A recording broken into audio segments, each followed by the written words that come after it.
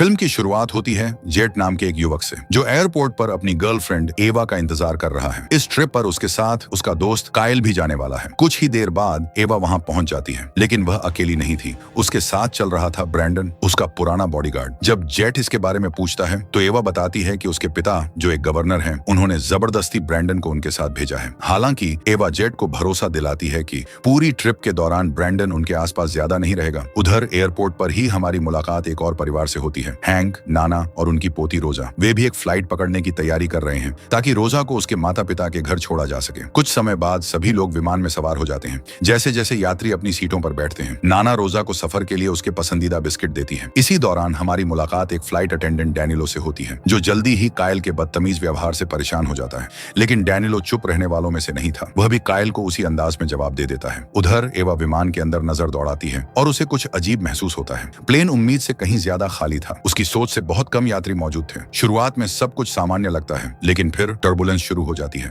हालांकि पायलट शांत आवाज में सभी को भरोसा दिलाता है कि घबराने की कोई बात नहीं है। कुछ पलों के लिए ऐसा लगता है कि सब कुछ कंट्रोल में है, लेकिन तभी अचानक प्लेन के एक इंजन में आग लग जाती है। पूरे केबिन में अफरा तफरी मच जाती है। अलार्म बजने लगते हैं और यात्री डर के मारे इधर उधर भागने लगते हैं। लेकिन इसके बाद हालात और भी बदतर हो जाते हैं। खराब हुए इंजन का एक बड़ा हिस्सा टूटकर सीधे विमान से टकराता है और प्लेन के बीच वाले हिस्से को चीर देता है। कुछ ही सेकंड में विमान के शरीर में एक विशाल छेद बन जाता है। अब यात्री और आसपास की ढीली चीजें तेजी से उस खुले हिस्से की तरफ खींचने लगती हैं। लोग सीटों और आसपास की चीजों को कसकर पकड़ लेते हैं ताकि खुद को बाहर खींचने से बचा सकें। एक फ्लाइट अटेंडेंट एक फंसे हुए यात्री की मदद के लिए आगे बढ़ता है, लेकिन अगले ही पल दोनों उस खुले हिस्से से बाहर खींच जाते हैं। कुछ समय बाद विमान सीधे समुद्र में जा गिरता है। इस हादसे में कई यात्री अपनी जान गंवा देते हैं। उधर एवा देखती है कि काइल का हाथ बुरी तरह टूट चुका है, लेकिन इस बारे में सोचने का भी समय नहीं था, क्योंकि विमान तुरंत डूबने लगता है और पानी तेजी से अंदर भरना शुरू कर देता है। खुशकिस्मती से किस्मत उन्हें एक छोटा सा मौका देती है। विमान समुद्र की सबसे गहरी जगह में गिरने के बजाय चट्टानों के एक बड़े हिस्से पर आकर फंस जाता है। उसका एक हिस्सा एक विशाल चट्टान से अटक जाता है और क्योंकि विमान तिरछी स्थिति में रुकता है, पिछले हिस्से में हवा की एक जेब बन जाती है। हवा की वही जेब कई बचे हुए लोगों की जान बचाए हुए थी। जैसे तैसे सभी लोग खुद को संभालते हैं। तभी बाहर पानी में कुछ अजीब हलचल होने लगती है और फिर अचानक ब्रैंडन दिखाई देता है। वह रोजा और नाना को बचाकर विमान के पिछले हिस्से तक ले आया था। हादसे के दौरान नाना बेहोश हो गई थी, इसीलिए डैनिलो तुरंत उन्हें होश में लाने की कोशिश करता है। कुछ तनाव भरे पलों के बाद नाना की आंखें खुल जाती हैं और उनका पहला सवाल होता है, हैंक कहाँ है? ब्रैंडन चुपचाप उन्हें सच बता देता है, हैंक नहीं बच पाया। यह सुनकर नाना और रोजा दोनों टूट जाते हैं। इसके बाद ब्रैंडन हालात की कमान अपने हाथ में लेता है। वह सबको समझाता है कि वे इस समय एक एयर पॉकेट के अंदर फंसे हुए हैं और यहाँ मौजूद ऑक्सीजन सीमित है। उनके बचने का सबसे अच्छा तरीका यही है कि वे शांत रहें और रेस्क्यू टीम का इंतजार करें। तभी डैनिलो एक अच्छी खबर देता है। वह बताता है कि क्रैश से पहले पायलट मदद के लिए एक डिस्ट्रेस सिग्नल भेजने में कामयाब हो गया था। यह सुनकर सबके अंदर थोड़ी उम्मीद जागती है, लेकिन ब्रैंडन को जल्दी ही एक और समस्या समझ आती है। अगर उन्हें लंबे समय तक जिंदा रहना है तो अतिरिक्त ऑक्सीजन की जरूरत पड़ेगी। Danilo emergency oxygen cylinder check करता है, लेकिन उसके पास भी बुरी खबर थी। वहां सिर्फ 2 सिलेंडर थे और दोनों खाली थे। तभी नाना को कुछ याद आता है। उन्हें याद था कि फ्लाइट के दौरान एक बुजुर्ग यात्री अपने साथ ऑक्सीजन सिलेंडर लेकर चल रहा था और उसकी सीट विमान के अगले हिस्से के पास थी। बिना समय गंवाए ब्रैंडन खुद उस सिलेंडर को लाने के लिए आगे आता है। वह गहरी सांस लेता है और विमान के पानी से भरे हिस्सों में तैरते हुए आगे बढ़ जाता है। जितना गहराई में वह जाता है, उतना ही चारों तरफ अंधेरा बढ़ता जाता है। आखिरकार उसे वह बुजुर्ग यात्री मिल जाता है और वह सफलतापूर्वक ऑक्सीजन सिलेंडर निकाल लेता है। लेकिन जब ब्रैंडन वापस लौट रहा होता है, तभी विमान के टूटे हुए हिस्से से एक शार्क अंदर घुस आती है और उस पर हमला कर देती है। उधर एयर पॉकेट में मौजूद लोग पानी के अंदर अचानक तेज हलचल महसूस करते हैं। फिर कुछ क्षण बाद ब्रैंडन वापस दिखाई देता है। वह घायल था, लेकिन अभी भी जिंदा था। वह सभी को पीछे रहने के लिए कहता है और ऑक्सीजन सिलेंडर को पास की एक सीट पर रख देता है, लेकिन वह कुछ और कह पाता उससे पहले ही कुछ उसे नीचे पानी में खींच ले जाता है। सभी लोग बेबस होकर देखते रह जाते हैं, जबकि ब्रैंडन उनकी आंखों के सामने पानी के अंदर गायब हो जाता है। कुछ पलों बाद सबको समझ आ जाता है कि अब वह वापस नहीं आने वाला। डरे हुए बचे हुए लोग विमान के पिछले हिस्से में और अंदर की तरफ चले जाते हैं, जहां पानी का स्तर थोड़ा कम था। जब सब लोग वहां बैठ जाते हैं तो नाना का ध्यान काइल की चोट पर जाता है। उसका टूटा हुआ हाथ बहुत बुरी हालत में था और उसे तुरंत इलाज की जरूरत थी। तभी नाना एक महत्वपूर्ण बात बताती है। वह कभी मरीन कॉर्प्स में नर्स रह चुकी थी। पास पड़ी कुछ मैगजीनों की मदद से नाना सावधानी से काइल के हाथ को स्थिर करती हैं और उसके लिए एक अस्थायी स्प्लिंट तैयार कर देती हैं। उधर समुद्र की सतह के काफी ऊपर एक रेस्क्यू हेलीकॉप्टर लापता विमान की तलाश कर रहा था, क्योंकि उस फ्लाइट में गवर्नर की बेटी एवा भी मौजूद थी। लेकिन समस्या यह थी कि समुद्र बेहद विशाल था और डूबे हुए विमान को ढूंढना करना बिल्कुल आसान नहीं था। उधर पानी के नीचे एक और डरावनी समस्या सामने आ जाती है। अचानक पूरा विमान जोर से हिलता है। सभी लोग वहीं जम जाते हैं। वे पानी की तरफ देखते हैं और टूटे हुए हिस्से के पास कुछ हलचल महसूस करते हैं। फिर उन्हें समझ आता है कि आखिर हो क्या रहा है। कई शार्क विमान के अंदर घुस चुकी थी और वे मलबे के बीच मौजूद लाशों के आसपास इकट्ठा हो रही थी। इसी बीच बचे हुए लोग देखते हैं कि पानी का स्तर धीरे धीरे बढ़ रहा है और उनका समय लगातार कम होता जा रहा है। तभी बिना किसी चेतावनी के पूरा विमान एक बार फिर खिसकने लगता है। अब मलबा समुद्र के भीतर मौजूद एक गहरी खाई के किनारे की तरफ सरक रहा था। सभी लोग घबराकर आसपास की चीजों को पकड़ लेते हैं, जबकि विमान धीरे धीरे आगे बढ़ता रहता है। कुछ बेहद डरावने सेकंड तक ऐसा लगता है कि अब विमान सीधे उस अंधेरी खाई में गिर जाएगा, लेकिन फिर वह अचानक रुक जाता है। हालांकि इस झटके की वजह से पिछले हिस्से में और भी ज्यादा पानी भरने लगता है। अब सभी को एक बात पूरी तरह समझ आ चुकी थी, अगर वे ज्यादा देर तक यहाँ रुके रहे तो उनका बचना नामुमकिन होगा। जब सभी लोग किसी उपाय के बारे में सोचने की कोशिश कर रहे होते हैं, तभी रोजा को स्कूल में सीखी हुई एक बात याद आती है। रोजा कहती है कि शार्क अक्सर बुलबुलों की धाराओं से भटक जाती है। यह कोई पक्का समाधान नहीं था, लेकिन इस समय उनके पास यही एक उम्मीद थी। उसी वक्त समुद्र की सतह के काफी ऊपर रेस्क्यू हेलीकॉप्टर को आखिरकार विमान के मलबे के कुछ टुकड़े दिखाई दे जाते हैं। एक बार फिर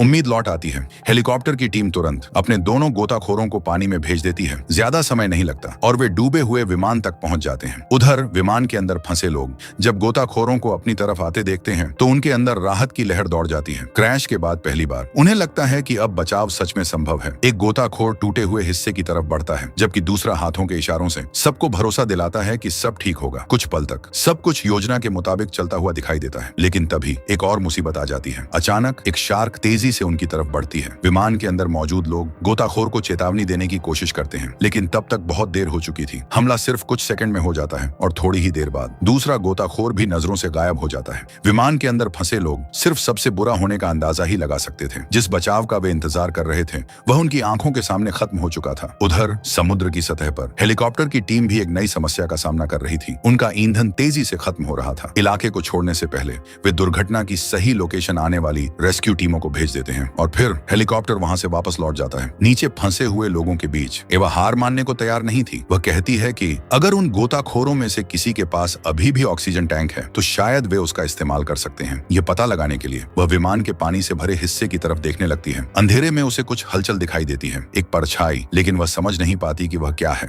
उधर जेट बेहतर तरीके से देखने के लिए सीटों पर चढ़ जाता है, लेकिन तभी उसका संतुलन बिगड़ जाता है और वह सीधे पानी में गिर पड़ता है। सभी घबरा जाते हैं। जेट तुरंत सतह पर वापस आता है और बाहर निकलने की कोशिश करता है, लेकिन इससे पहले कि वह खुद को ऊपर खींच पाता, एक शार्क उस पर हमला कर देती है और उसे फिर से पानी की तरफ खींचने लगती है। एवा और कायल तुरंत प्रतिक्रिया देते हैं। दोनों मिलकर जेट को पकड़ लेते हैं और पूरी ताकत से उसे वापस ऊपर खींच लेते हैं। आखिरकार वे उसकी जान बचा लेते हैं, लेकिन इस हमले में जेट बुरी तरह घायल हो चुका था। अब एवा समझ जाती है कि वे यहाँ और देर तक फंसे नहीं रह सकते। अगर उन्हें बचने की कोई उम्मीद चाहिए तो उन्हें वह स्कूबा गियर हासिल करना ही होगा, एक फ्लेयर लेकर, ताकि अंधेरे में रास्ता दिखाई दे सके। एवा पानी के भीतर उतर जाती है और अंधेरे में खोज शुरू करती है। कुछ देर बाद उसे वह मिल जाता है, स्कूबा बैग। एवा तुरंत उसे लेकर वापस लौट आती है। जब सभी लोग बैग खोलते हैं तो उसके अंदर उन्हें डाइविंग उपकरण मिलते हैं, साथ ही 4 डाइविंग सूट भी मौजूद थे। लेकिन तभी विमान के अंदर एक जोरदार टक्कर की आवाज गूंजती है। सभी लोग तुरंत खिड़कियों की तरफ देखते हैं।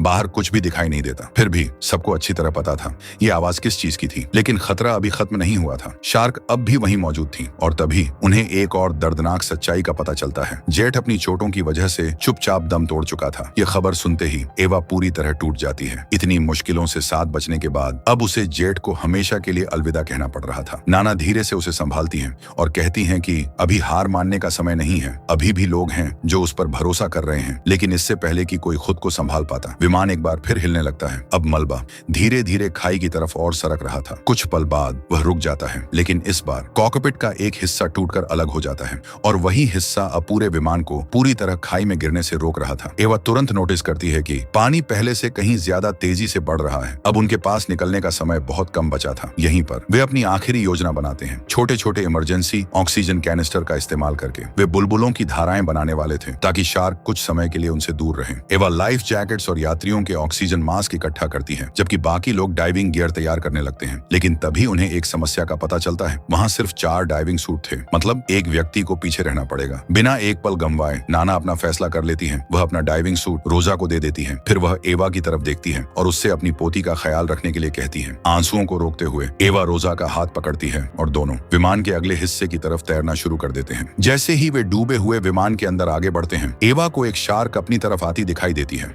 वह तुरंत एक ऑक्सीजन कैनिस्टर सक्रिय कर देती है और पानी के अंदर बुलबुलों की एक तेज धारा फैल जाती है। योजना काम कर जाती है। शार्क का ध्यान भटक जाता है, लेकिन उधर विमान के पिछले हिस्से में नाना घबराने लगती है, क्योंकि पानी लगातार उनके आसपास बढ़ता जा रहा था। धीरे धीरे वह संघर्ष करना बंद कर देती है और अपनी किस्मत स्वीकार कर लेती है। अब वह पीछे रुकने का फैसला करती है ताकि शायद हैंक से फिर मिल सके। उधर पानी के अंदर कायल भी बुरी तरह संघर्ष कर रहा था। वह थक चुका था और लगभग अपनी सीमा तक पहुंच चुका था। तभी उसे हवा की एक छोटी सी जेब दिखाई देती है और वह जल्दबाजी में वहां से सांस लेने की कोशिश करता है। डैनिलो यह देख लेता है और उसकी मदद करने के लिए वापस तैरता है, लेकिन इस बार मदद बहुत देर से पहुंचती है। अंधेरे में से एक शार्क निकलती है और सीधे कायल पर हमला कर देती है। उधर विमान के दूसरे हिस्से में एवा आखिरकार उस गोताखोर की लाश तक पहुंच जाती है और राहत की बात यह थी कि ऑक्सीजन टैंक अब भी उसके साथ जुड़ा हुआ था। कुछ ही देर बाद डैनिलो भी वहां पहुंच जाता है। एवा तुरंत वह ऑक्सीजन टैंक उसे दे देती है और कहती है कि रोजा को लेकर तुरंत यहाँ से निकल जाओ। दोनों बिना समय गंवाए सुरक्षित रास्ते की तरफ बढ़ने लगते हैं। तभी सब कुछ अचानक थम जाता है। एक शार्क सीधे एवा के सामने आकर रुक जाती है, लेकिन फिर कुछ अप्रत्याशित होता है। शार्क को विमान के किसी दूसरे हिस्से से खून की गंध महसूस होती है